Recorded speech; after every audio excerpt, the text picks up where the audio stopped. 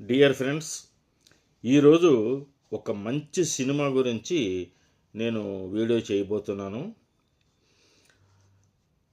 అణువు అణువున వెలసిన దేవా, కను వెలుగై మమ్ము నడిపించరావా. ఈ పాట వినగానే మీకు ఏదైనా సినిమా పేరు గుర్తుకొచ్చిందా? అవునండి, మానవుడు దానవుడు. అవును, ఈ సినిమా గురించే నేను ఈరోజు వీడియో చేయబోతున్నాను. ఇది 1972 సంవత్సరంలో నిర్మించబడినటువంటి సినిమా. మానవుడు దానవుడు సినిమా పి చంద్రశేఖర్ రెడ్డి దర్శకత్వంలో ఉషశ్రీ ప్రొడక్షన్స్ బ్యానర్పై పి చిన్నపరెడ్డి నిర్మించినటువంటి సినిమా ఇది. 1972 జూన్ 23న విడుదలైంది. ఈ సినిమాకు సంగీతం అందించినది అశ్వత్థామ. బహుశా ఈ పేరు మీకు ఎప్పుడో కానీ వినుండ్రు మీరు ఈ పేరుని. ఈ సినిమాలో శోభన్ బాబు ద్విపాత్రాభినయం చేశాడు. పగటిపూట డాక్టర్ వేణుగా, రాత్రిపూట కిల్లర్ జగన్గా చేశాడు.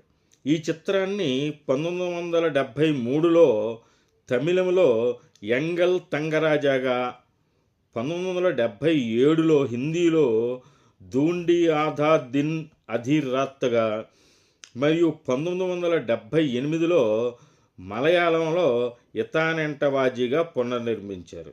అంటే ఇన్ని భాషల్లోకి పునర్నిర్మించారంటేనే ఈ సినిమా బాగా విజయవంతమైందని చెప్పి అర్థం.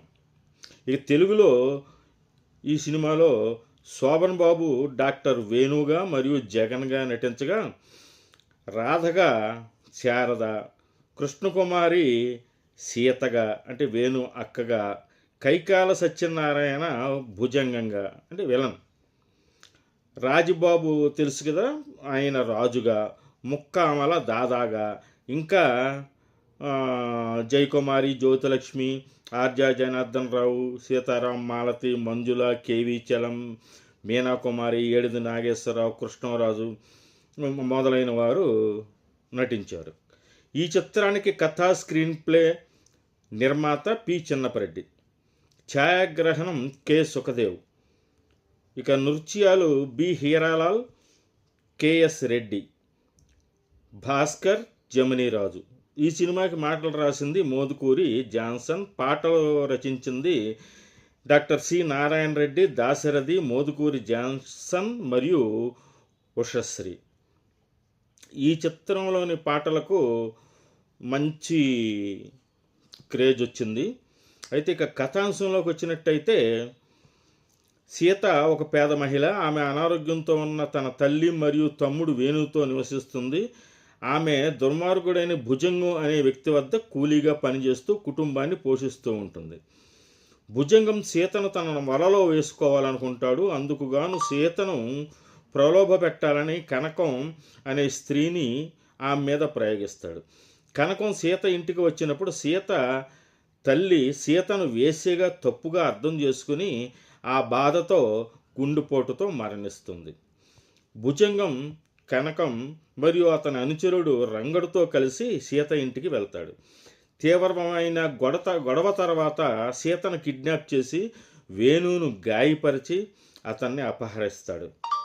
భుజంగం సీతను బాగా వేధిస్తాడు. వేణు వారు ముగ్గురిపై ప్రతీకారం తీర్చుకుంటాడు.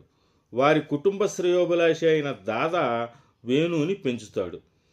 ఆసక్తికరంగా వేణు వారి గురించి ఆలోచిస్తూ కోపంగా ఉన్న ప్రతిసారి అతని నోటి నుండి రక్తం కారుతుంది.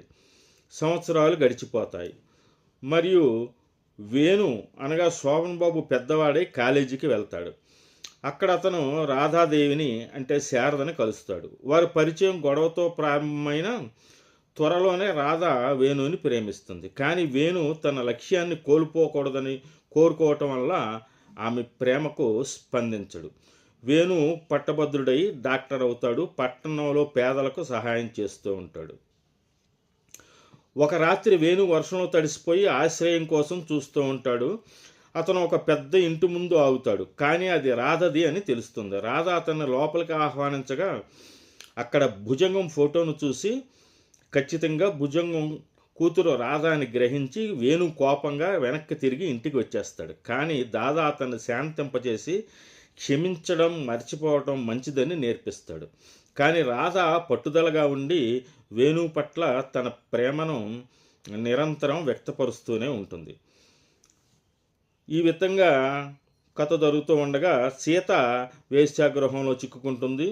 ఒకరోజు జగన్ రూపంలో ఉన్నటువంటి జగన్ పాత్రలో ఉన్నటువంటి శోభన్ బాబు అక్కడికి వెళ్ళడం, ఆ సీతని వాళ్ళని వేశ్యాగృహం నుంచి ఇంకా మిగిలిన వాళ్ళని కూడా తప్పించడం జరుగుతుంది. చివరకు కథ సుఖాంతం అవుతుంది. అయితే ఈ సినిమాని బాగా బతికించింది సినిమా పాటలు.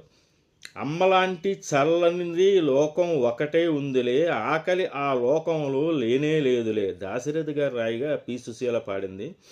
తర్వాత టీచింగ్ సాంగు ఓయ్ బాయ్ ఓ అబ్బాయో నిలు నిలబడు మేమడిగిన దానికి బదులుడు, మోదుకూరి జాన్సన్ రాయిగా ఎల్లారీశ్వరి బృందం పాడుతుంది. కొప్పు చూడు కొప్పందం చూడు, కొప్పున ఉన్న పూలను చూడు, మగడ నీ మునుపటి వలనే లేనా, రచన ఉషశ్రీ, గానం ఎల్లారీశ్వరి మరియు పిఠాపురం.